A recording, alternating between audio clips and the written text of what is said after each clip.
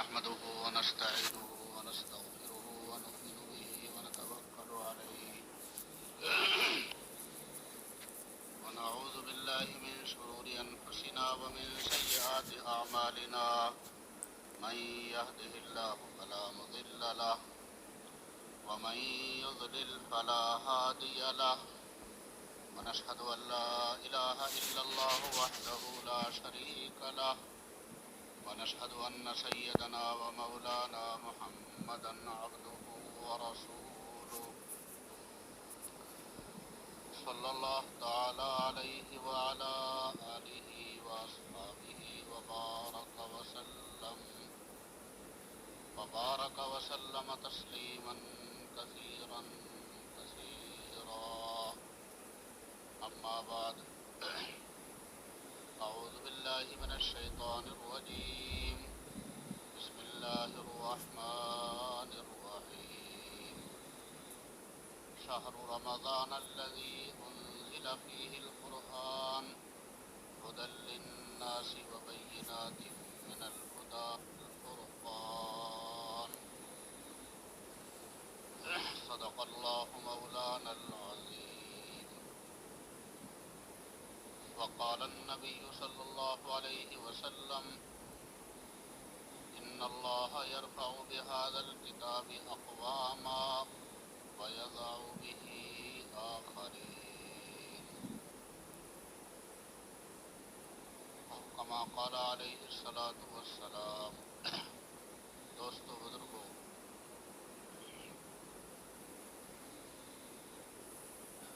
کوئی باقاعدہ پروگرام نہیں، کوئی جلسہ نہیں، کوئی خاص موضوع نہیں. آپ حضرات کی زیارت ملاقات کے مقصد سے حاضری، اسی کے ضمن میں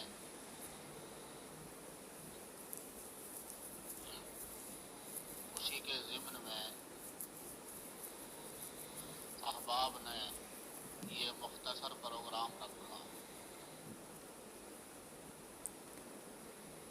تو ایک بات ذہن کے اندر آئی، سوچا کہ وہ عرض کی جائے اور پھر اس پر غور کیا جائے. قاعدہ یہ ہے، اس انسانی فطرت کا، کہ جو قوم اپنا محاسبہ کرتی ہے اس کو ترقی ملتی ہے، کامیابی ملتی ہے. محاسبے کے نتیجے میں ترقی کا راستہ کھلا رہتا ہے. اور اگر کوئی قوم، ملت اپنا محاسبہ چھوڑ دے، ان کے اندر بے حسی آ جائے، احساس ختم ہو جائے، تو پھر ایسی قوم کا ترقی کا راستہ رک جاتا ہے. یہ ایک فطرت ہے انسان. آج دنیا کے حالات ہم سب کے سامنے ہیں. امت مسلمہ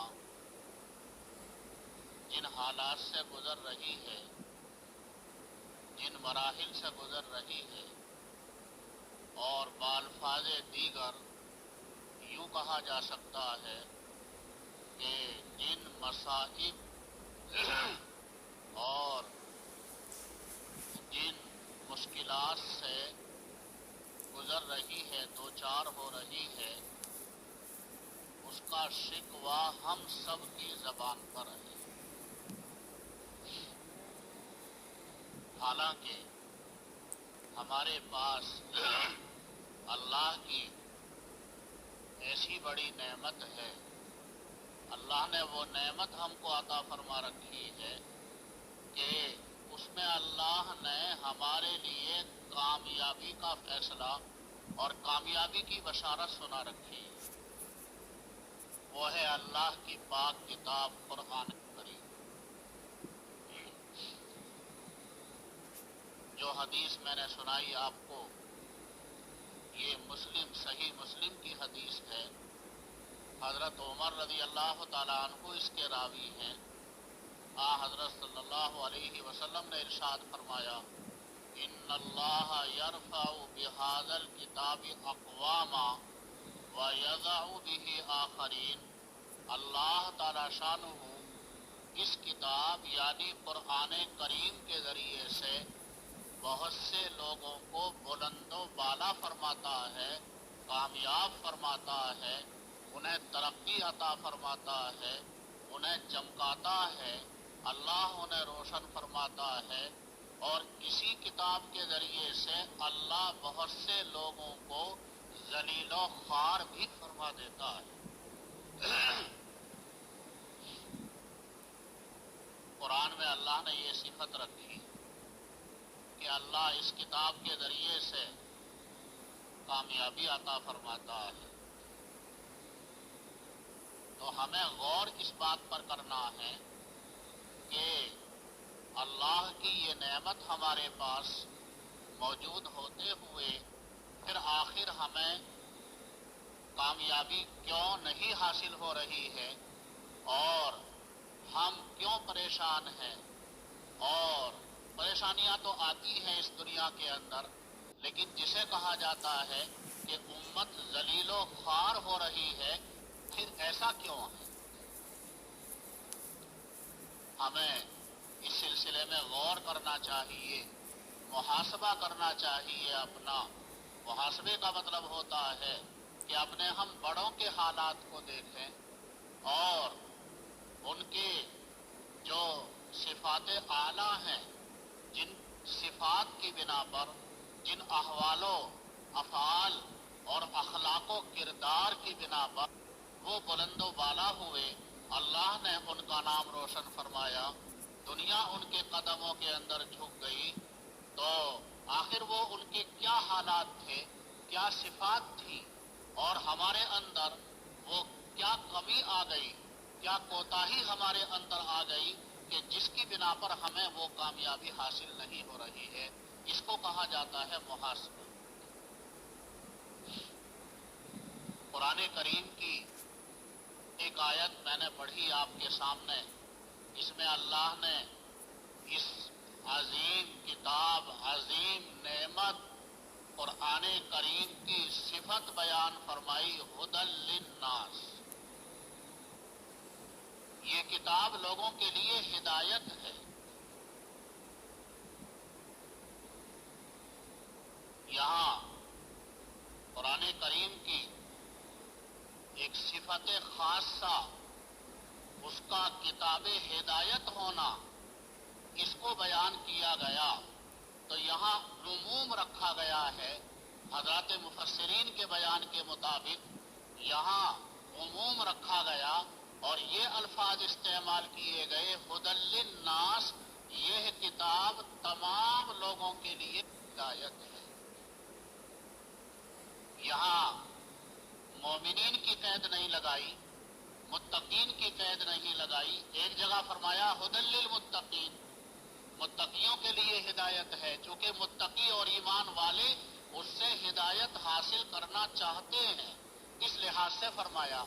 لیکن اصل اس کتاب کے اندر صفت کیا ہے، اور اس کتاب کو نازل کس مقصد کے لیے کیا گیا ہے، اس کو اللہ تعالی شانہ نے اس وصف کو جب بیان کیا، ظاہر فرمایا، تو یہ فرمایا ہدی للناس، یہ کتاب تمام لوگوں کے لیے ہدایت ہے۔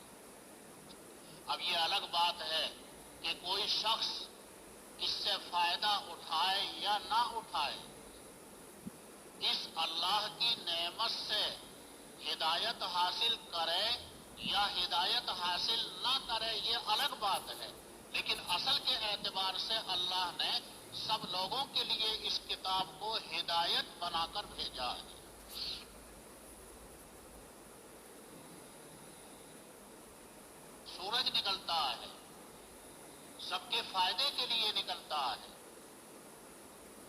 دریا بہتا ہے سب کے فائدے کے لیے بہتا ہے. بہت سے لوگ اس دریا کے پانی سے، اس فیضان قدرت سے فائدہ اٹھاتے ہیں اور بہت سے لوگ اس سے فائدہ نہیں اٹھاتے. یہ لوگوں کا اپنا عمل ہے، ورنہ اللہ نے دریا اس لیے جاری فرمایا کہ اس سے فائدہ اٹھایا جائے. اللہ نے قرآن کریم کو اس لیے نازل فرمایا کہ لوگ اس سے ہدایت حاصل کریں. ہدی للناس.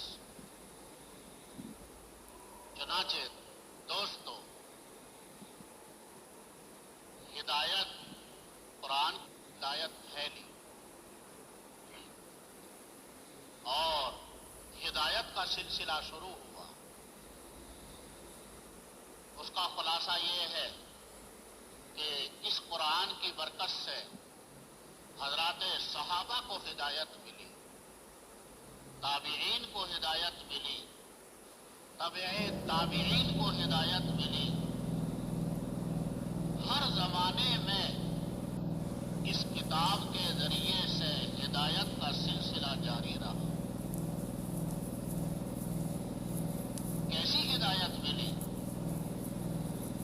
جس ماحول کے اندر اور جس زمانے میں قرآن کریم کا نزول شروع ہوا، نزول قرآن سے پہلے وہاں کا عرب کا معاشرہ اور ان لوگوں کے احوال اور حالات نہایت خراب تھے. ہر قسم کی برائیاں اس معاشرے کے اندر پائی جاتی تھی. معلوم ہے آپ کو، بس اس کا ایک مجھے خاکہ پیش کرنا مقصد ہے، تفصیلات میں نہیں جانا. ہر قسم کی برائیاں ان کے اندر پائی جاتی تھی.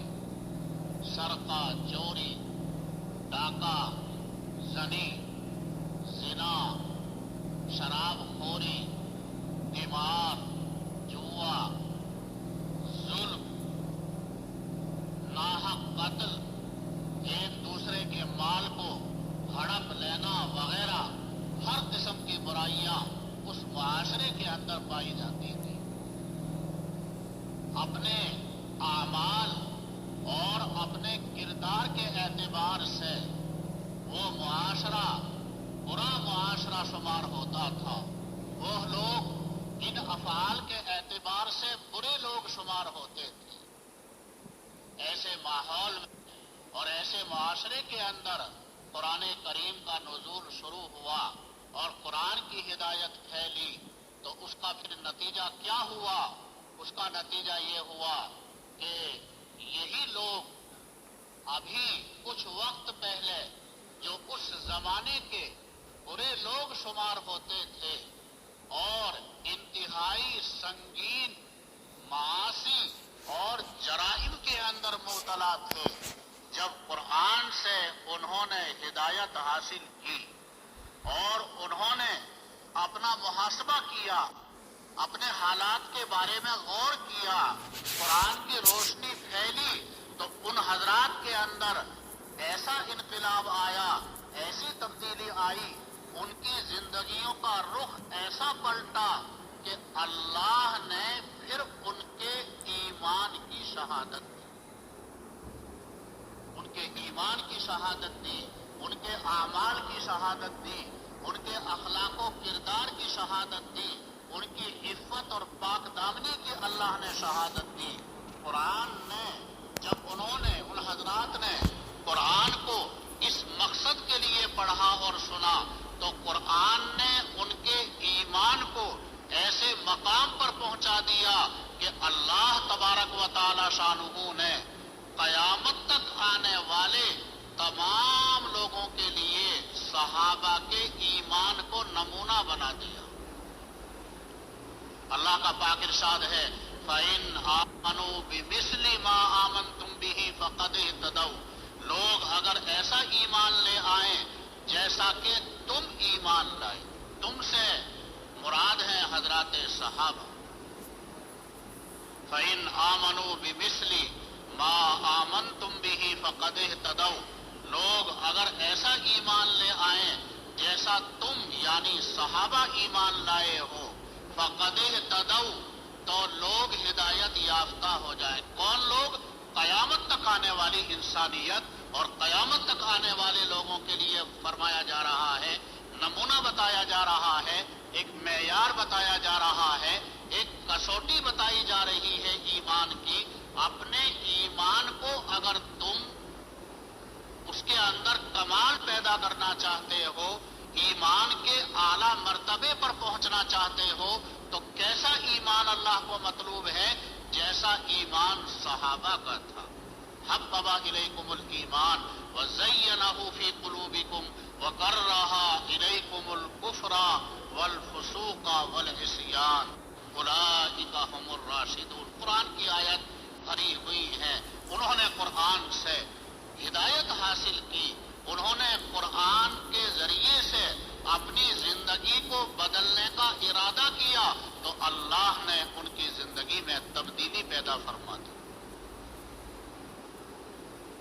اس کے بہت واقعات ہیں۔ ایک واقعہ حدیث شریف کا میں آپ کو سناتا ہوں، کیسا انقلاب ان حضرات کے اندر آیا، کیسی ہدایت پھیلی۔ یہ واقعہ بھی صحیح مسلم شریف کے اندر آیا، مکی زندگی کا واقعہ۔ مکی زندگی کا، مکی زندگی آپ حضرات سب الحمدللہ پڑھے لکھے ہیں، سنتے ہیں، معلوم ہے آپ کو۔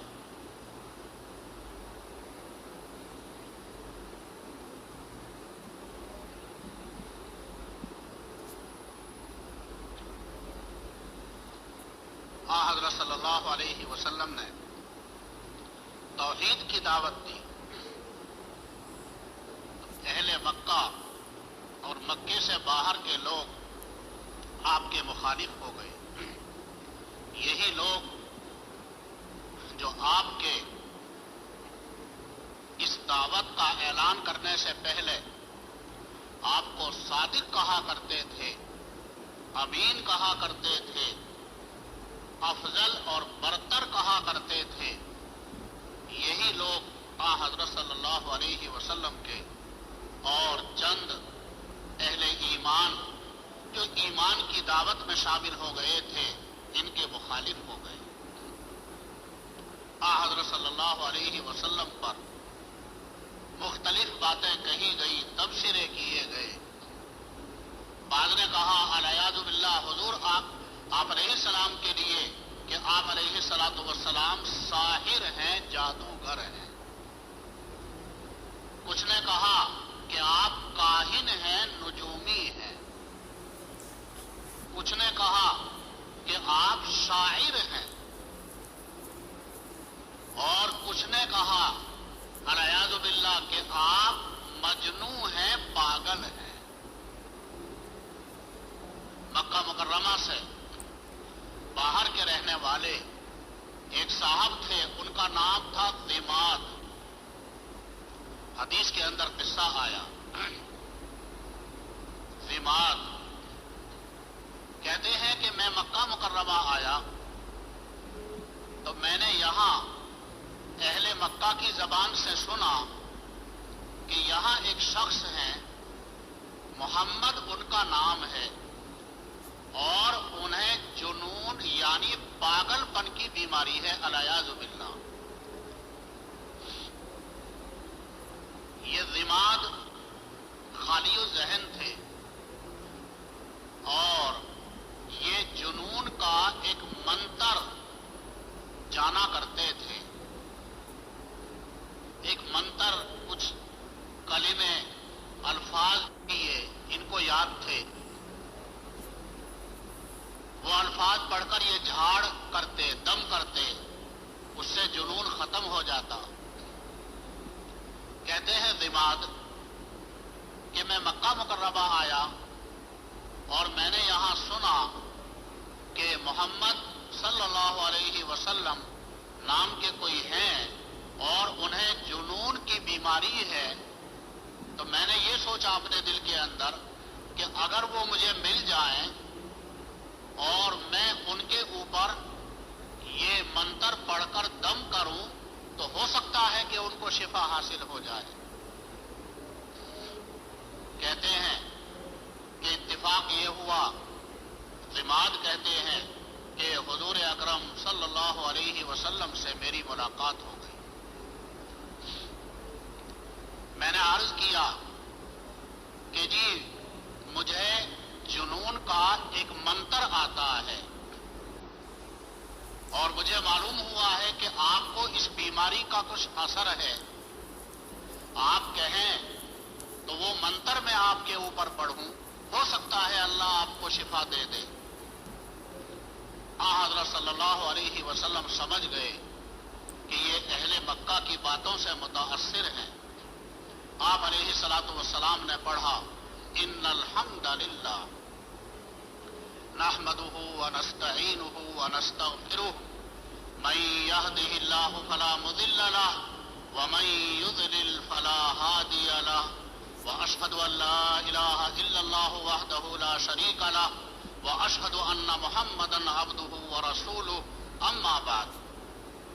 آگے آپ علیہ الصلوۃ والسلام نے کچھ اور پڑھنا چاہا، یہیں تک پڑھا تھا، ضماد نے کہا اعید علیہ هؤلاء الکلمات، کہ جی یہ کلمات اور یہ کلام جو آپ نے ابھی پڑھا قرآن پاک کے آیات سے ہی یہ کلمات ماخوذ ہیں، اسی کا مفہوم ہے۔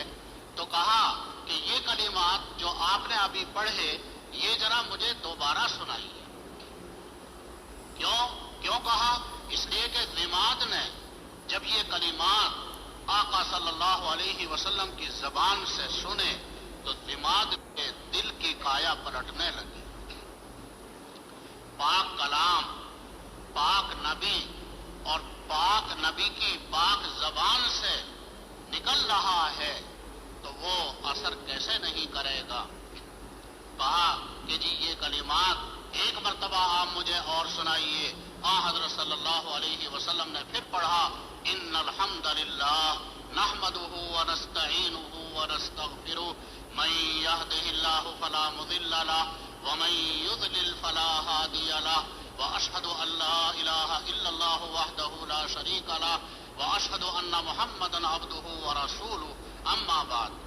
ضماد اس کلام کو سن رہے ہیں اور ان کے دل میں ایک ہلچل پیدا ہو رہی ہے، ایک تبدیلی اپنے اندر محسوس کر رہے ہیں، اپنے دل کی کایا پلٹتے ہوئے دیکھ رہے ہیں، انتہائی لذت اور فرحت اور مسرت ان کو حاصل ہو رہی ہے۔ اس لیے انہوں نے پھر تیسری مرتبہ درخواست کی کہ جی ایک مرتبہ یہ کلمات آپ مجھے اور سنائیے۔ حضرت صلی اللہ علیہ وسلم نے پھر پڑھا، ان الحمد للہ نحمده ونستعینه ونستغفره من يهده الله فلا مضل له ومن يضلل فلا هادي له واشهد ان لا اله الا الله وحده لا شريك له واشهد ان محمدا عبده ورسوله اما بعد۔ ضماد حیران رہ گئے۔ ضماد نے کہا، لقد سمعت قول الكهنة وقول السحرة وقول الشعراء فما سمعت مثل کلماتک هؤلاء لقد بلغنا قاموس البحر، کہ جی میں نے اپنی زندگی میں کاہنوں کا کلام بھی سنا ہے، میں نے اپنی زندگی میں شاعروں کا کلام بھی سنا ہے، میں نے جادوگروں کا کلام بھی سنا ہے، فما سمعت مثل کلماتک هؤلاء، لیکن اس جیسا کلام، جو مبارک کلام آپ نے سنایا، جو بابرکت کلام آپ نے پیش کیا، جس نے میرے دل کے اندر ایک تبدیلی پیدا کر دی، ایک انقلاب برپا کر دیا میرے دل کے اندر، ایسا پاک کلام میں نے، میرے کانوں نے کبھی نہیں سنا۔ یہ کلمات اور یہ کلام اپنی گہرائی، اپنی معنویت، اپنی فصاحت و بلاغت کے اعتبار سے سمندر کی گہرائی تک پہنچے ہوئے ہیں۔ فہاتی یدکا کئی ابایہک علی الاسلام، یہ سب ان لوگوں کی بکواس ہے۔ آپ برحق ہیں، آپ کا کلام برحق ہے، آپ اپنا دست مبارک بڑھائیے، میں آپ کے دست مبارک پر ایمان لانا چاہتا ہوں، آپ کی غلامی میں داخل ہونا چاہتا ہوں، یہ کہہ کر مشرف اسلام ہو گئے۔ دوستو ہدی للناس، یہ کتاب ہدایت ہے، یہ اللہ کی ایک نعمت ہے جو اللہ نے لوگوں کو عطا فرمائی، بہت بڑی اللہ تعالیٰ شانہ کی نعمت ہے۔ اس سے کامیابی ملی، ہدایت ملی، کیسی کیسی ہدایت ملی، صحابہ کو بھی ہدایت ملی، اور قیامت تک کے لیے ہدایت کا اور کامیابی کا سلسلہ جاری رہے گا۔ کیسی تبدیلیاں لوگوں کے اندر آئیں، ایک مشہور واقعہ وہ بھی آپ کا غالباً سنا ہوا، فضیل بن عیاض رحمت اللہ علیہ اپنے زمانے کے ڈاکوؤں کے سردار تھے، ڈاکو نہیں، ڈاکوؤں کے سردار تھے۔ ان کے حالات میں ہے، پہلے حالات میں ہے کہ چیلنج کر کے ڈاکہ ڈالا کرتے تھے۔ تو ایک گھر والوں کو چیلنج کیا، آج کی رات میں ہم تمہارے یہاں ڈاکہ ڈالیں گے۔ گھر والے پریشان، لیکن کچھ نہیں کر سکتے تھے۔ تو آپس میں طے کیا، مشورہ کیا کہ اب ہم ان کا مقابلہ نہیں کر سکتے، کوئی تدبیر کارگر نہیں ہو سکتی، ہمیں صرف اللہ سے مانگنا چاہیے۔ جہاں اسباب کام نہیں کرتے، جہاں تدبیریں کام نہیں کرتی دوستو، اس سے آگے کیا چیز جو کام کرتی ہے، وہ یہ دعا کام کرتی ہے، اللہ کی طرف توجہ یہ کام کرتی ہے۔ لیکن ہم لوگوں کا اس طرف دھیان کم ہو گیا ہے۔ ہمارا کوئی عزیز قریب بیمار ہوتا ہے، ہم اس کے لیے اچھے سے اچھا علاج اچھے سے اچھے ہاسپٹل میں کرانا چاہتے ہیں، لیکن ہمارا ذہن اس طرف نہیں جاتا کہ ہمیں اس کے لیے دعا کا بھی اہتمام کرنا چاہیے، اور ہمیں اس کے لیے صدقے کا بھی اہتمام کرنا چاہیے۔ حضرت اقدس تھانوی رحمت اللہ علیہ نے بیان فرمایا کہ دعا کی برکت سے، دعا کی وجہ سے تدبیر میں اور اسباب میں کامیابی ڈال دی جاتی ہے۔ آج یہ دوسرا موضوع ہے دوستو، لیکن میرا کوئی موضوع متعین نہیں، کوئی جلسہ نہیں ہو رہا، بس افہام و تفہیم کی باتیں ہیں۔ آج ہمارے اندر جو تنزلی پائی جاتی ہے، اس تنزلی کے اسباب میں ایک بڑا سبب یہ ہو گیا ہے کہ ہماری توجہ دعا کی طرف کم ہو گئی۔ ہم نے سب کچھ اسباب اور مادیت کو سمجھ لیا ہے۔ اللہ ہمارے حال پر رحم فرمائے۔ ہمارے بڑے اسباب بھی اختیار کیا کرتے تھے، لیکن اس کے ساتھ ساتھ دعاؤں کا اہتمام بھی فرمایا کرتے تھے۔ غزوہ بدر سب سے پہلا غزوہ اسلام کا، مسلمان بے سر و سامانی کے عالم میں تھے، 313، ہتھیار نہیں، سواری نہیں۔ بدر مقام مدینہ طیبہ سے کافی فاصلے پر ہے، وہاں تک پہنچنے کے لیے ہر ایک کے پاس سواری بھی نہیں، اسلحہ بھی نہیں، کھانے کے لیے پورا غلہ بھی نہیں۔ بے سر و سامانی کے عالم میں ادھر مشرکین کی طرف سے ایک بڑا قافلہ جو ہر طرح کے اسلحہ سے لیس ہے اور ہر طرح کے اسباب ان کے پاس مہیا ہیں اور موجود ہیں، اور انتہائی طاقت ان کے پاس موجود ہے، ان مٹھی بھر ایمان والوں کے مقابلے کے لیے بدر کے اندر جمع ہو گیا۔ حضور اکرم صلی اللہ علیہ وسلم نے اسباب کو بھی اختیار فرمایا۔ تفصیل بتانا مقصد نہیں، بس نتیجہ نکال رہا ہوں۔ آپ علیہ الصلوۃ والسلام نے اسباب کو بھی اختیار کیا، مدینہ طیبہ سے چل کر بدر تشریف لے گئے، اپنے صحابہ کو بھی لے گئے، اور آپ سے جتنے اسباب کے درجے میں جتنی کوشش ہو سکتی تھی وہ کی، لیکن مقابلہ بہت کمزوری والا مقابلہ تھا۔ حضرت علی رضی اللہ عنہ فرماتے ہیں صبح میں جنگ ہونی تھی، اس سے پہلی جو رات تھی اس رات میں ہم میں کا ہر آدمی سو گیا تھا سوائے حضور اکرم صلی اللہ علیہ وسلم کے۔ حضرت صلی اللہ علیہ وسلم نے ساری رات اللہ کے سامنے دعا میں، توبہ میں، استغفار میں، الہا وزاری کے اندر گزاری۔ کبھی قیام کی حالت میں ہیں، کبھی رکوع میں ہیں، کبھی سجدے میں ہیں، اللہ سے دعا کر رہے ہیں یا اللہ یہ تیرے ماننے والے چند ہیں، مٹھی بھر ہیں، یا اللہ مشرکین کا، مخالفین کا ایک لشکر جرار ہے، یا اللہ یہ تیرا نام لینے والے ہیں، یا اللہ یہ تیرے ماننے والے ہیں، یا اللہ اگر یہ ہلاک ہو گئے تو قیامت تک تیرا نام لینے والا کوئی باقی نہیں رہے گا، یا اللہ تو اپنی نصرت اور مدد نازل فرما۔ حضرت علی رضی اللہ تعالیٰ عنہ فرماتے ہیں حضرت صلی اللہ علیہ وسلم دعا فرما رہے تھے، آپ کے بدن مبارک پر چادر تھی، آپ علیہ الصلوۃ والسلام کے استغراق کا، اللہ کی طرف توجہ کا یہ عالم تھا، اس الہا وزاری کے ساتھ دعا فرما رہے تھے کہ آپ کی چادر آپ کے مبارک کاندھوں سے پیچھے گر گئی، اور لیکن حضرت صلی اللہ علیہ وسلم گڑ گڑا رہے ہیں یا اللہ مدد فرما۔ ابو بکر رضی اللہ تعالیٰ عنہ نے جب حضور کی حالت کو دیکھا تو کہا، حضرت ابو بکر رضی اللہ عنہ نے حسبک الآن فقد الححت علی ربک، کہ جی بس کیجئے، آپ نے اپنے رب پاک پروردگار کی بارگاہ میں بہت الہا کر لیا، بہت زاری کر لی، یعنی امید ہے کہ اللہ آپ کی دعا کو قبول فرمائے گا، اللہ آپ کی مدد فرمائے گا۔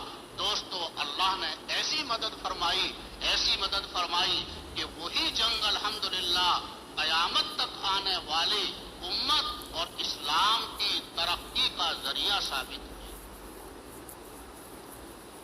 ہمارے بڑوں نے دعا کے ذریعے سے اپنے مسائل کو حل کرایا، ہماری توجہ اس طرف کم ہو گئی ہے۔ ہمارے بڑے راتوں کو رویا کرتے تھے، راتوں کو اٹھ کر امت کے لیے دعائیں کیا کرتے تھے، اللہ کے سامنے گڑ گڑایا کرتے تھے۔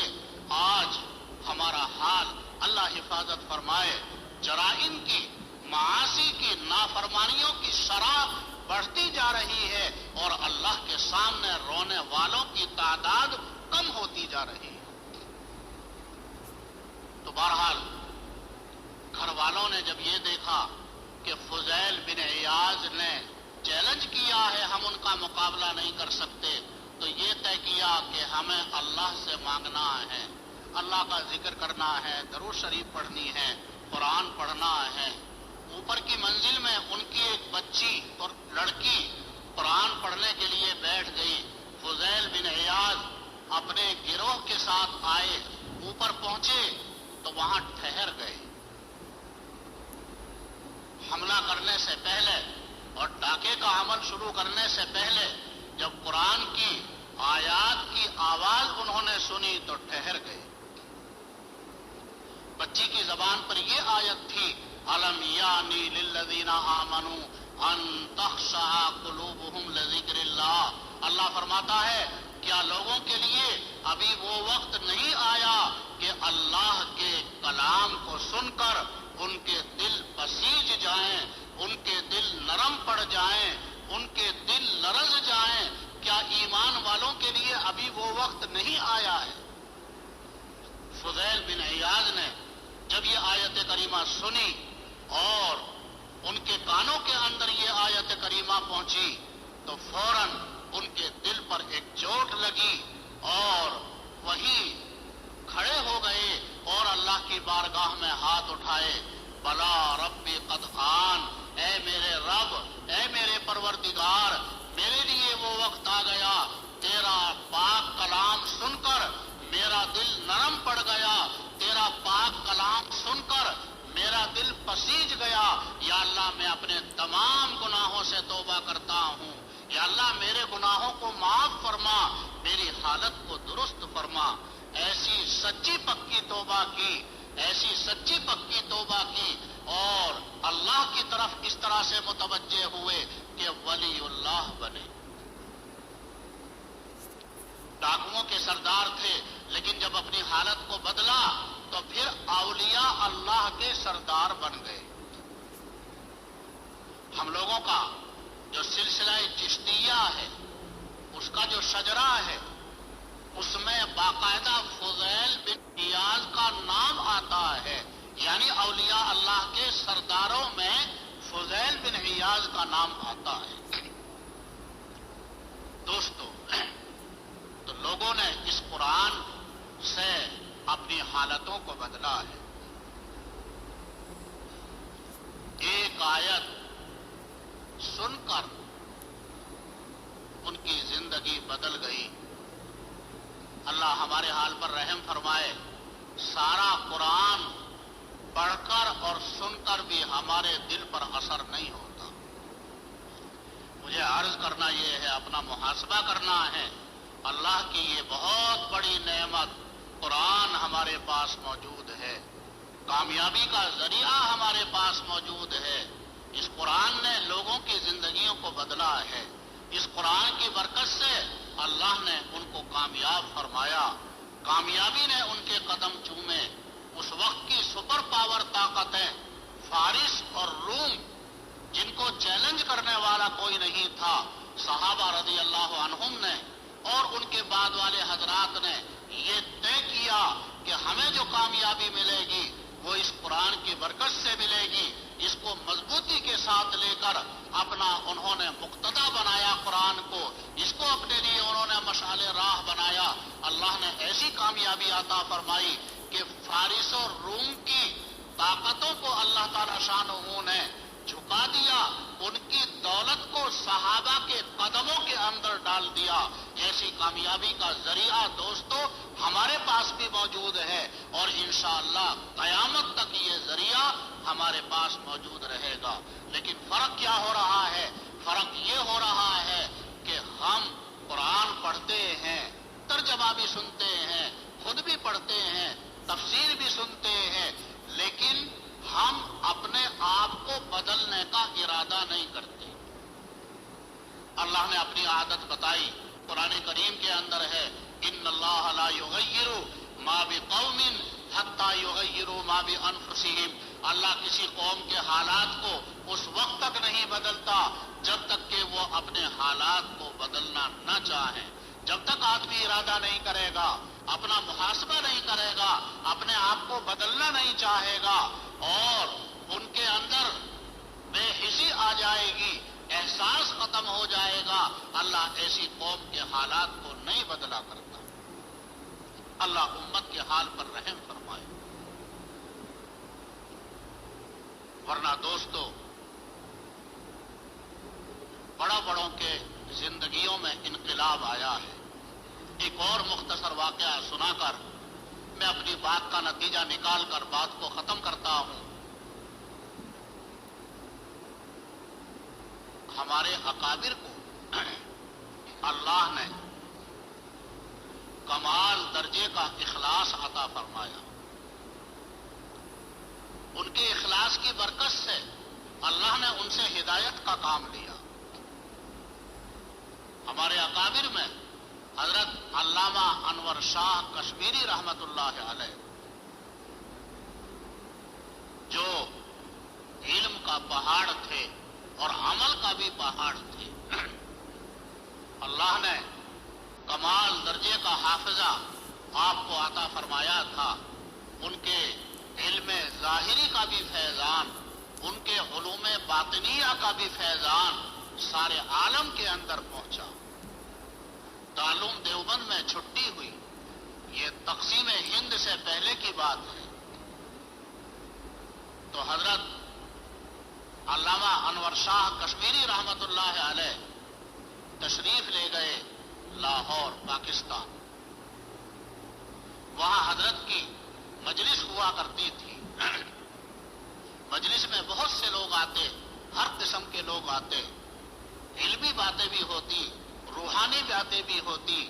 بہت سے لوگ اپنے علمی سوالات بھی پیش کیا کرتے تھے اور حضرت ان کا تسلی بخش جواب دیا کرتے تھے۔ علامہ اقبال جو مانے ہوئے شاعر تھے، ابتدا میں ان کے مزاج میں آزادی تھی اور علماء اہل اللہ کے کوئی زیادہ قائل نہیں تھے۔ ان کے ایک دوست تھے، وہ شاہ صاحب کی مجلس میں آیا کرتے تھے۔ ان کے دوست نے علامہ اقبال سے بھی کہا کہ بھئی شاہ صاحب دیوبند سے آئے ہوئے ہیں، ان کی مجلس ہوتی ہے، آپ بھی وہاں چلو، لیکن نہیں گئے۔ اس نے پھر کہا اور اب کی مرتبہ تاکید کے ساتھ کہا کہ دنیا بھر میں مارے مارے پھرتے ہو، آخر وہاں جانے میں تمہیں پریشانی کیا ہے؟ تو پھر مجلس کے اندر پہنچے، بیٹھے، شاہ صاحب کی مجلس کے اندر بیٹھے تو فیض شروع ہوا۔ کیوں؟ اس لیے کہ ہمارے یہ حضرات، ان کے اندر اخلاص، خوف الہی، خشیت الہی، تقوی، دیانت داری اس درجے کی تھی کہ ان کا قلب مزکا اور مصفا تھا۔ آپ کہیں چراغ روشن کر دیں، اندھیرے گھر میں چراغ جلا دیں، چراغ جلانے سے پہلے وہاں کی کوئی چیز نظر نہیں آتی، جب چراغ جلا دیا تو وہاں روشنی پھیل جاتی ہے، وہاں کی چیزیں نظر آنے لگتی ہیں، یہ اچھی ہے، یہ بری ہے، غرضے کے فیض شروع ہونے لگتا ہے۔ تو شاہ صاحب کا ذہن منتقل ہوا، علامہ اقبال کے دل کے اندر آیا کہ شاہ صاحب کی مجلس کا رنگ تو کچھ ایسا سمجھ میں آتا ہے جیسے حضور اکرم صلی اللہ علیہ وسلم کی مجلس ہوا کرتی تھی۔ صحابہ نے آپ علیہ السلام کی مجلس کا حال بتایا، کأن علی رؤوسنا الطیر، گویا کہ ہمارے سروں کے اوپر پرندہ بیٹھا ہوا ہے، ایسی مجلس آپ علیہ السلام کی ہوتی تھی۔ یعنی صحابہ آپ کی مجلس میں بہت اطمینان، سکون کے ساتھ بیٹھا کرتے تھے۔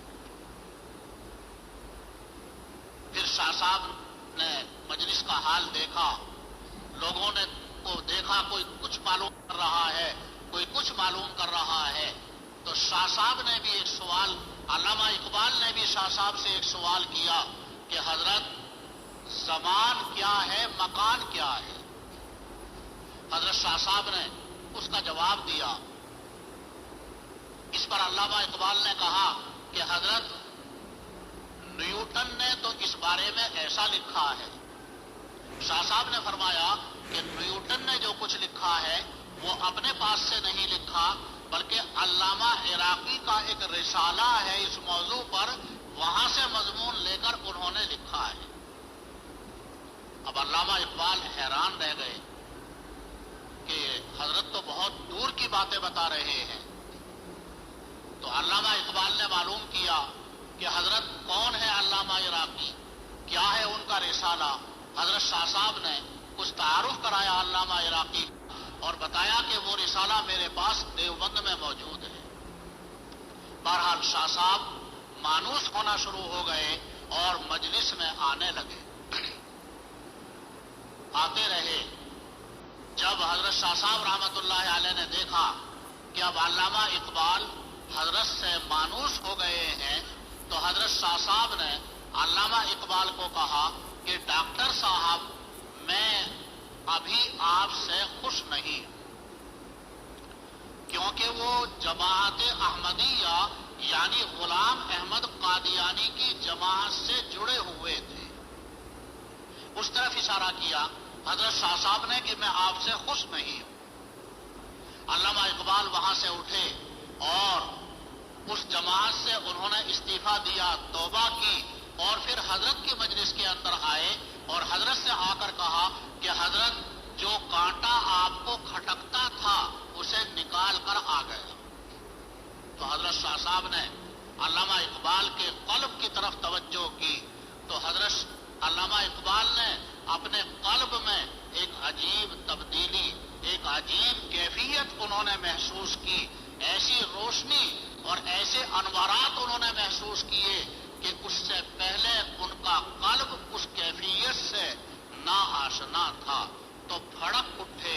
ہمارے حضرت مفتی محمود حسن گنگوہی رحمۃ اللہ علیہ نے یہ واقعہ سنایا اور اس موقع کے حضرت نے یہ اشعار بتائے کہ علامہ اقبال نے جب اپنے دل کی حالت بدلی ہوئی دیکھی اور دل کے اندر وہ نورانیت اور وہ کیفیت انہوں نے محسوس کی کہ اب تک اس لذت سے محروم تھے، تو علامہ اقبال نے اسی وقت میں برجستہ یہ اشعار کہے: جلا سکتی ہے شمع کشتہ کو موج نفس ان کی، الہی کیا بھرا ہوتا ہے اہل دل کے سینوں میں۔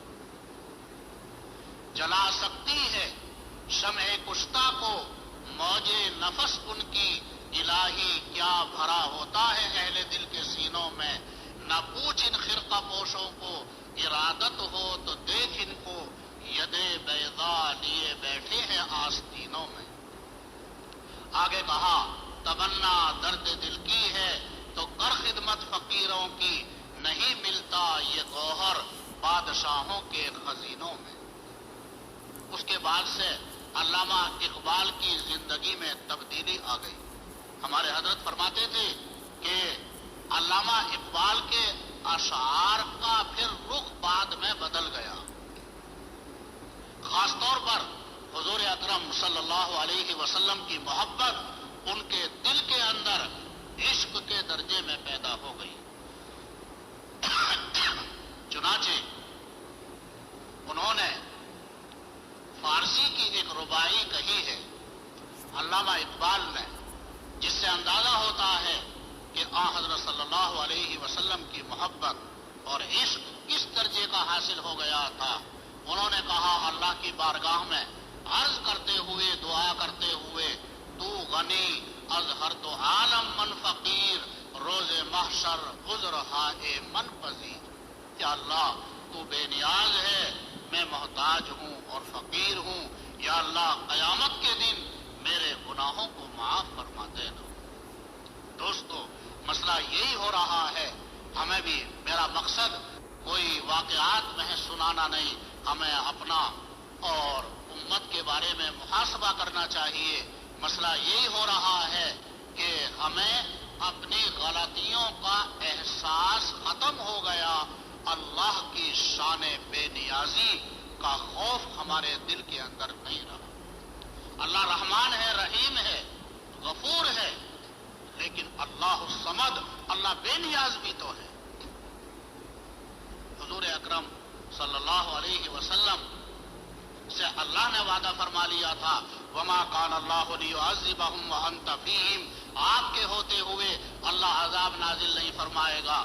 جب تک آپ کا وجود اس دنیا کے اندر رہے گا اللہ عذاب نازل نہیں فرمائے گا۔ اللہ نے یہ وعدہ فرما لیا تھا، لیکن حضرت عائشہ رضی اللہ عنہا فرماتی ہیں آپ علیہ السلام جب بادل کو دیکھتے تو لوگ تو بادل کو دیکھ کر خوش ہوتے، لیکن حضرت صلی اللہ علیہ وسلم فکر مند ہو جاتے، آپ کے چہرے کا رنگ متغیر ہو جاتا، کبھی باہر جاتے کبھی اندر آتے، پریشان ہو جاتے، حتیٰ کہ یا بادل چلا جائے یا برسنے لگے۔ حضرت عائشہ نے ایک مرتبہ معلوم کر لیا کہ یا رسول اللہ، لوگ تو بادل کو دیکھ کر خوش ہوتے ہیں، آپ پریشان ہو جاتے ہیں، کیا وجہ ہے؟ آپ علیہ السلام نے فرمایا اے عائشہ، مجھے خوف معلوم ہوتا ہے اللہ کا، کہیں ایسا نہ ہو جیسا قوم عاد کے ساتھ ہوا تھا۔ قوم عاد بھی بادل کو دیکھ کر خوش ہوئے تھے، اللہ نے قرآن میں اس کو بیان فرمایا فلما رأوه عارضا مستقبل اودیتهم قالوا هذا عارض ممطرنا بل هو ما استعجلتم به ریح فیها عذاب علیم۔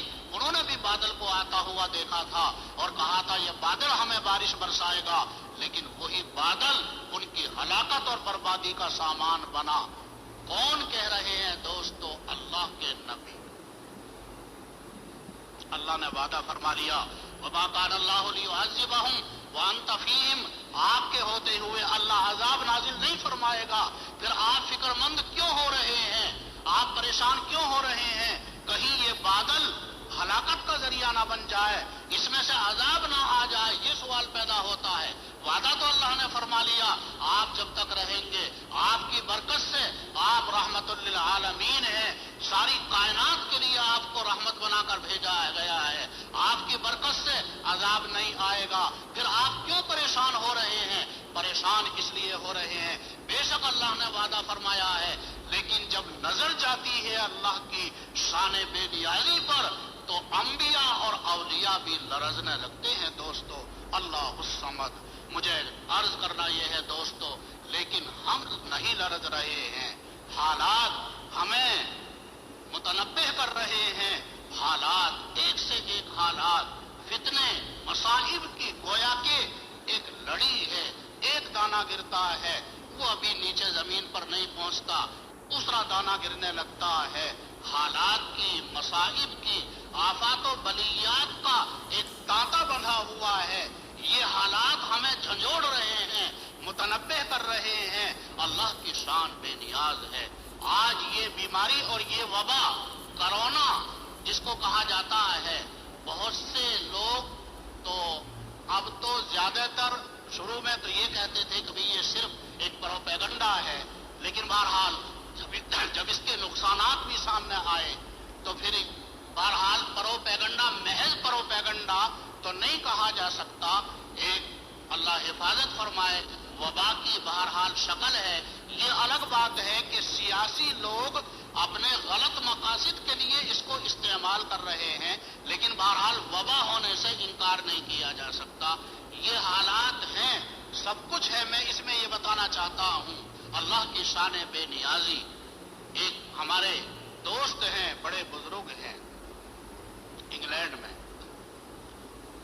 بہت بڑے مبصر بھی ہیں، عالمی شخصیت ہیں اور ہر فن کے ماہر ہیں۔ انہوں نے بتایا یہ وائرس جس نے ساری دنیا کو اپنی لپیٹ کے اندر لے لیا، ماہرین ڈاکٹروں نے اس پر جو ریسرچ کیا، اس کا جو خلاصہ نکالا، یہ نکالا کہ وائرس کو جو ساری دنیا کے اندر جس نے ایک تہلکہ مچا رکھا ہے، اور اللہ حفاظت فرمائے نہ جانے کتنی اموات اس کی وجہ سے ہو رہی ہیں، اگر ان کو ایک بوتل کے اندر ان وائرس کو مجسم طریقے سے اگر ایک بوتل کے اندر جمع کیا جائے تو کوک کی جو ٹین والی بوتل ہوتی ہے 1 لیٹر کی، چھوٹی ہوتی ہے، وہ پوری ایک بوتل بھی نہیں بھرے گی، صرف اتنا سا وائرس ہے، لیکن ساری دنیا کے اندر اس نے تہلکہ مچایا ہے۔ کیوں؟ وائرس کچھ نہیں، وبا کچھ نہیں، اصل اللہ کا حکم ہے۔ اللہ الصمد، اللہ بے نیاز ہے۔ اللہ ہمیں اپنا خوف عطا فرمائے، ہمیں اپنی خشیت اللہ عطا فرمائے۔ مولانا رومی رحمت اللہ علیہ نے اسی کو کہا، کوئی چیز مؤثر بالذات نہیں۔ اس سے پہلے اللہ کے نبی نے فرما دیا لا تلعن الریح فإنها معمورہ، ہوا کو برا نہ کہو، ہوا سے تمہارا نقصان ہو جائے، سیلاب آ گیا، نقصان ہو گیا پانی سے، پانی کو برا نہ کہو، ہوا کو برا نہ کہو، انہا معمورہ، یہ سب اللہ کے حکم کے پابند ہے۔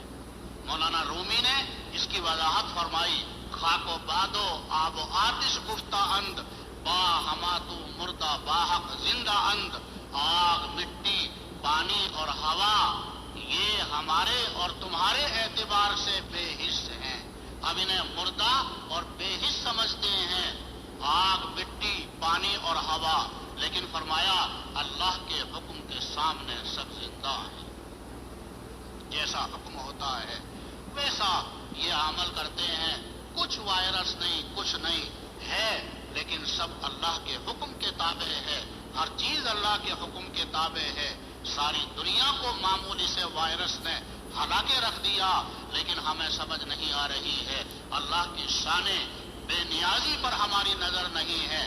علامہ اقبال نے اللہ کی شان بے نیازی کو بہت اچھے الفاظ میں اور ان اشعار میں اس کا نقشہ کھینچا، اللہ کی بارگاہ میں گڑ گڑاتے ہوئے، تو غنی از ہر دو عالم من فقیر، روز محشر عذر ہائے من پذیر۔ یا اللہ تو بے نیاز ہے، میں محتاج ہوں، گنہگار ہوں، قیامت کے دن یا اللہ میرے گناہوں کو معاف فرما دینا۔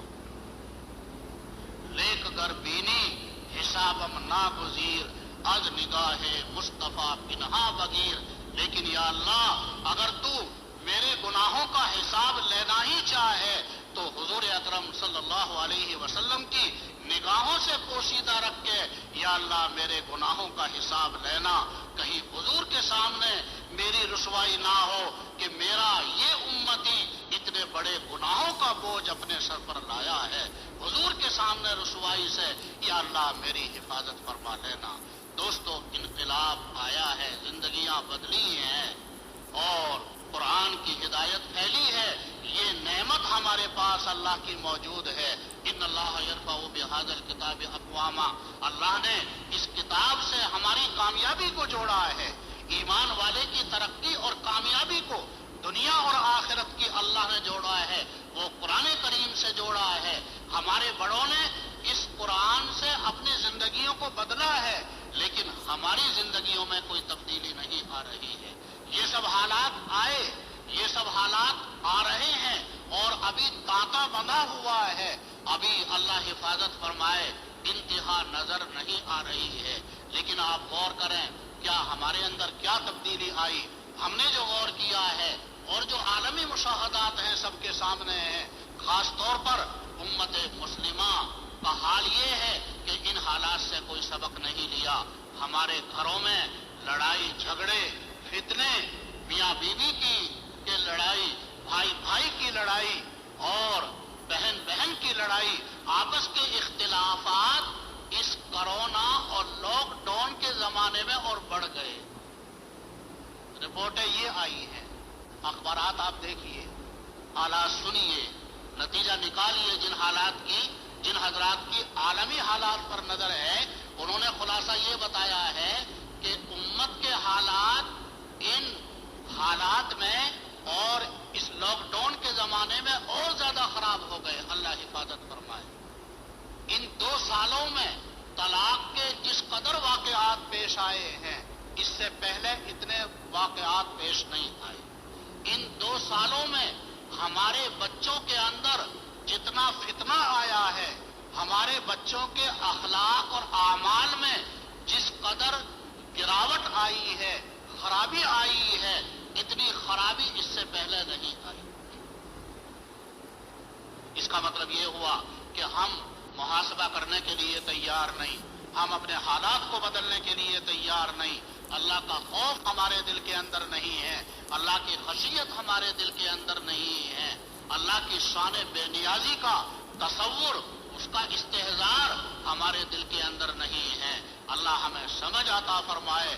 اللہ تعالی شانہ ساری امت کو فہم اور سمجھ عطا فرمائے. دوستو مجھے کہنا یہ ہے خاص طور پر کہ اپنا محاسبہ کیجیے. اللہ مجھے بھی توفیق دے، آپ کو بھی توفیق دے، ساری امت کو اللہ توفیق دے.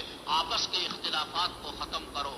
اور قرآن کریم کے اندر اللہ نے فرمایا وَالْفِتْنَةُ أَشَدُّ مِنَ الْقَتْلِ. فتنہ اور آپس کے اختلاف قتل سے بھی زیادہ سخت ہے.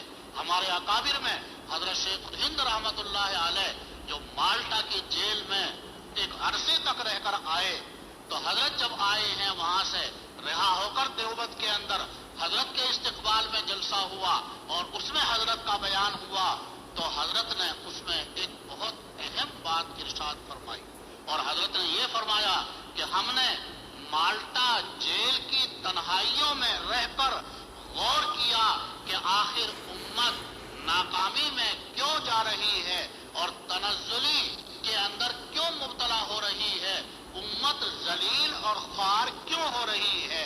ہم نے مالٹا کی جیل میں اور تنہائیوں کے اندر اس کے اسباب پر غور کیا تو 2 سبب ہمیں سمجھ میں آئے. ایک قرآن سے دوری اور ایک آپس کا خاص طور پر مسلمانوں کے گھروں کا اختلاف. اللہ حفاظت فرمائے. قرآن سے دوری، قرآن عام ہے. اب یہ نہیں کہہ سکتے کہ قرآن کا ہمیں پتہ نہیں. الحمدللہ یہ علماء اپنی صلاحیتوں کو تمہارے لیے خرچ کر رہے ہیں، اپنی توانائیوں کو تمہارے پیچھے لگا رکھا ہے. قرآن کے ترجمے لکھ رہے ہیں، اردو زبان میں بھی لکھے، ایک سے ایک ترجمے لکھے، تفسیریں لکھی، ہندی زبان کے اندر بھی، انگریزی زبان کے اندر بھی مسجدوں میں قرآن کی تفسیر کے سلسلے شروع کر رکھے ہیں. کسی مسجد میں روزانہ، کسی مسجد میں ہفتے میں 1 دن، کسی مسجد میں ہفتے میں 2 دن ترجمہ بھی قرآن کا لوگ جاننے لگے ہیں. تفسیر بھی سب کو معلوم ہے، لیکن میں یہ کہا کرتا ہوں دوستو، ترجمہ اور تفسیر تو یہود و نصارہ بھی جانتے ہیں، خالی جاننا کافی نہیں.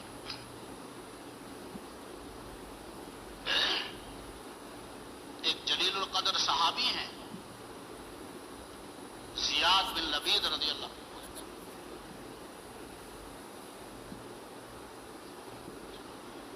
زیاد بن لبید رضی اللہ تعالیٰ عنہ حدیث ہے، بڑے صحابی ہیں، انصاری بھی اور مہاجر بھی.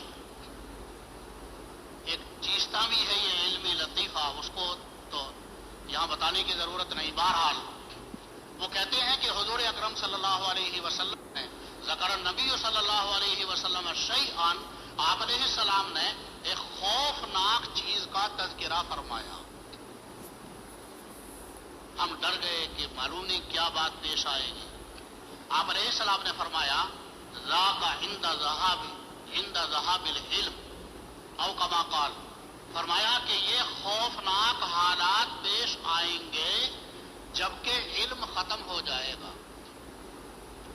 زیاد کہتے ہیں میں نے عرض کیا یا رسول اللہ کیف یذهب العلم ونحن نقرأ القرآن ونقرئه ابناءنا ونقرئ ابناؤنا ابناءهم. یا رسول اللہ علم کیسے ختم ہو جائے گا؟ ہم اپنے بچوں کو قرآن پڑھاتے ہیں اور ہمارے بچے اپنے بچوں کو پڑھائیں گے، وہ اپنے بچوں کو پڑھاتے رہیں گے، تو یہ سلسلہ قیامت تک چلے گا، پھر علم کیسے ختم ہو جائے گا؟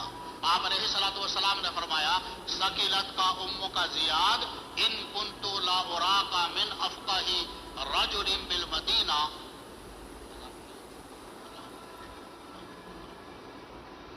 بس بھائی 5 منٹ میں انشاءاللہ بات ختم کر دوں. اذان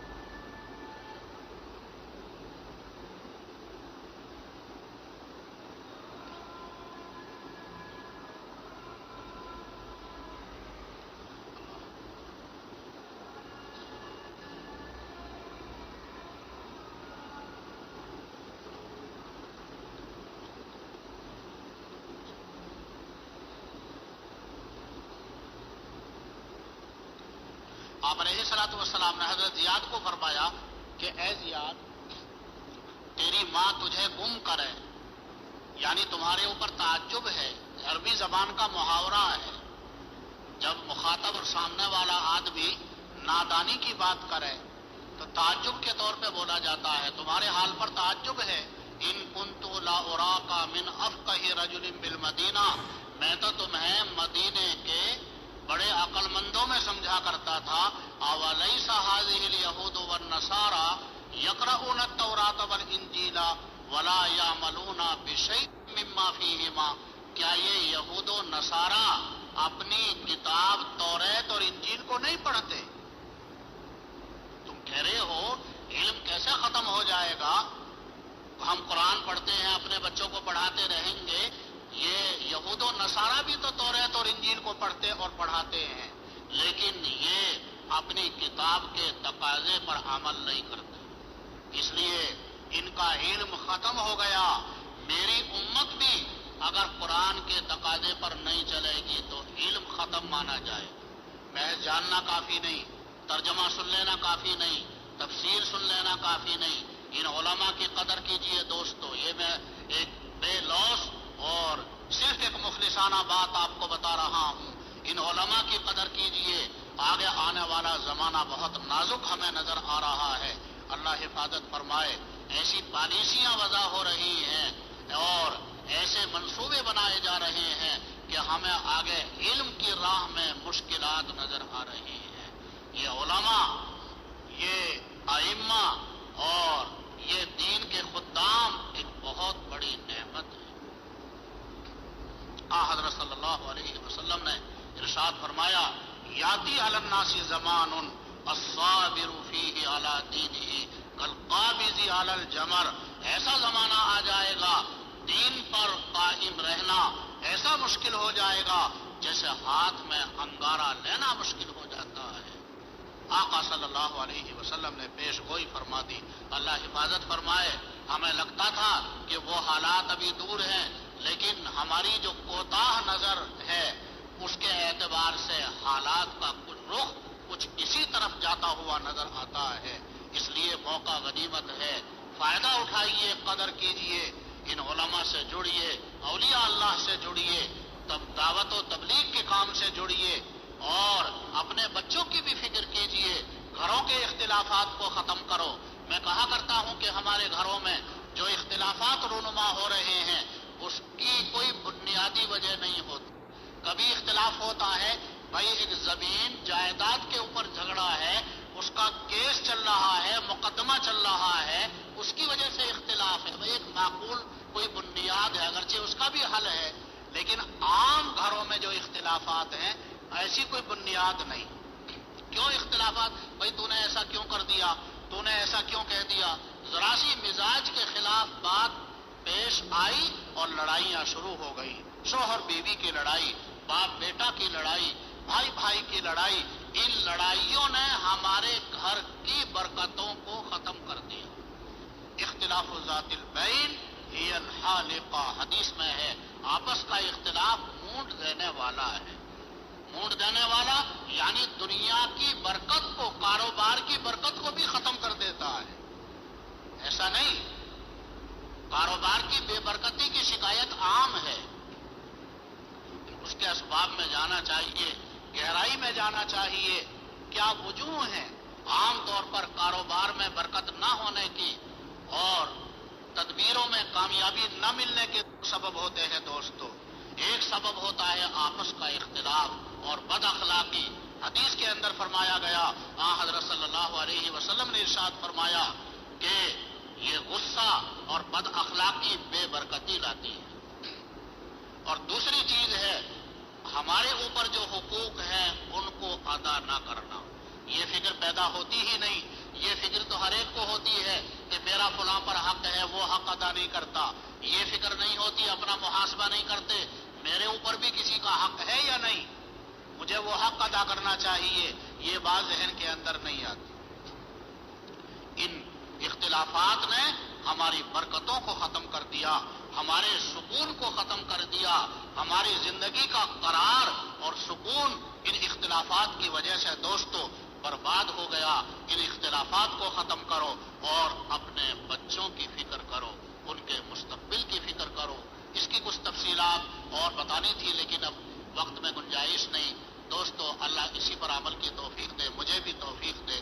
سب سے پہلے ان باتوں کا جو ہے مخاطب اور مکلف میں اپنے آپ کو سمجھتا ہوں. اللہ مجھے بھی توفیق دے، آپ حضرات کو بھی توفیق دے. اپنا محاسبہ کیا کرو، ہر دن آدمی اپنا محاسبہ کرے. آج میں نے کتنے نیک اعمال کیے، کیا گناہ ہوئے. وہ گناہ اپنے چاہے ذاتی اور شخصی اعتبار سے ہوں، چاہے حقوق کے قبیل سے ہوں. میں نے اپنے کسی بھائی کو اذیت تو نہیں پہنچائی، اپنے گھر والوں میں سے کسی کو اذیت تو نہیں پہنچائی. مجھے اذیت پہنچی ہو اسے برداشت کر لو، صبر کر لو. یہ صبر قبر میں تمہارے کام آئے گا انشاءاللہ تعالی. حدیث شریف کے اندر فرمایا قبر میں آدمی جائے گا تو یہ اعمال نماز روزہ وغیرہ مجسم ہو جائیں گے. عذاب آنا چاہے گا تو یہ اعمال روک دیں گے عذاب کو. قبر کے ایک کونے میں یہ صبر کھڑا رہے گا. جب اس کا عذاب رک جائے گا اعمال کی برکت سے تو یہ صبر آئے گا اور ان اعمال سے، نماز وغیرہ سے کہے گا اللہ تمہیں جزائے خیر دے، تم نے ہی اس کا عذاب روک دیا، میں اس انتظار میں تھا کہ اگر کسی عمل میں کمزوری ہوئی، نماز میں، روزے میں، زکوٰۃ میں، اور وہاں سے عذاب نہ روکا تو میں آ کر اس طرف سے عذاب کو روک دیتا۔ یہ صبر یوں کہے گا قبر میں، چلو تم نے ہی اس کے عذاب کو روک دیا، اب میں قیامت کے دن اعمال تلنے کے وقت میں اس کے کام آؤں گا۔ یہ صبر بڑے فائدے کی چیز ہے۔ ہمارے حضرت مفتی محمود حسن گنگوہی رحمۃ اللہ علیہ فرماتے تھے صبر کرنا کڑوا گھونٹ ہے، بہت مشکل گزرتا ہے اس وقت میں، لیکن بعد میں اس میں راحت بہت ہے۔ یہ فرماتے تھے حضرت، کڑوا گھونٹ ہے لیکن اس میں راحت بہت ہے۔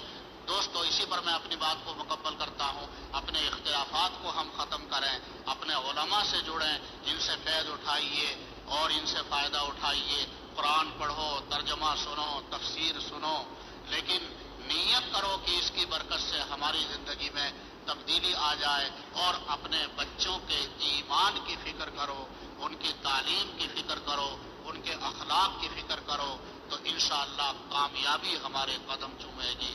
وآخر دعوانا ان الحمدللہ رب العالمین۔ الحمدللہ رب العالمین والصلاة والسلام علی سید المرسلین صلی اللہ تعالی علیہ وعلی آلہ واصحابہ اجمعین۔ ربنا لا تزغ قلوبنا بعد إذ هديتنا وهب لنا من لدنك رحمة إنك أنت الوهاب ربنا إنك جامع الناس ليوم لا ريب فيه إن الله لا يخلف الميعاد۔ یا اللہ ہماری اس مجلس کو قبول فرما، یا اللہ ہماری اس مجلس کو قبول فرما، یا اللہ ہماری اس مجلس کو اپنا خوف عطا ہونے کا ذریعہ بنا، اپنی خشیت عطا ہونے کا ذریعہ بنا، گناہوں کے معاف ہونے کا ذریعہ بنا۔ یا اللہ ہم کو بھی معاف فرما، ہمارے اہل و عیال کو بھی معاف فرما، ساری امت کو یا اللہ معاف فرما، یا اللہ ساری امت کو معاف فرما، اپنی خشیت عطا فرما، اپنا خوف عطا فرما، اپنی معرفت یا اللہ عطا فرما، یا اللہ ہمیں اپنے محاسبے کی توفیق عطا فرما، ہمارے اندر اتفاق اور اتحاد پیدا فرما، اجتماعیت پیدا فرما، تفرق سے بچا، یا اللہ انتشار سے ہماری حفاظت فرما، یا اللہ انتشار سے ہماری حفاظت فرما، یا اللہ اس وبا کو سارے عالم سے ختم فرما، یا اللہ اس وبا کو سارے عالم سے ختم فرما، یا اللہ بے شک ہم تیرے کمزور بندے ہیں، یا اللہ ہم گنہگار ہیں، یا اللہ ہمیں کمزوری کا اقرار ہے، اپنے گناہوں کا بھی اقرار ہے، یا اللہ لیکن تو غفور ہے، تو رحیم ہے، یا اللہ شان رحیمی کا معاملہ فرما، شان کریمی کا یا اللہ معاملہ فرما۔ حاضرین کے قلوب میں جو اپنی اپنی جائز حاجات ہیں تو سب کے حال سے واقف ہے، سب کی جائز حاجات کو دنیا اور آخرت کی اپنے خزانہ غیب سے پورا فرما۔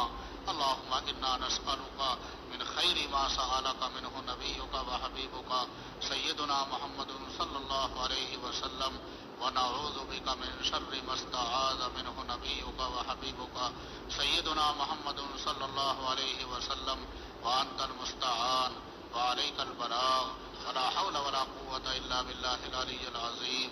سبحان ربک رب العزة عما یصفون وسلام علی المرسلین والحمد للہ۔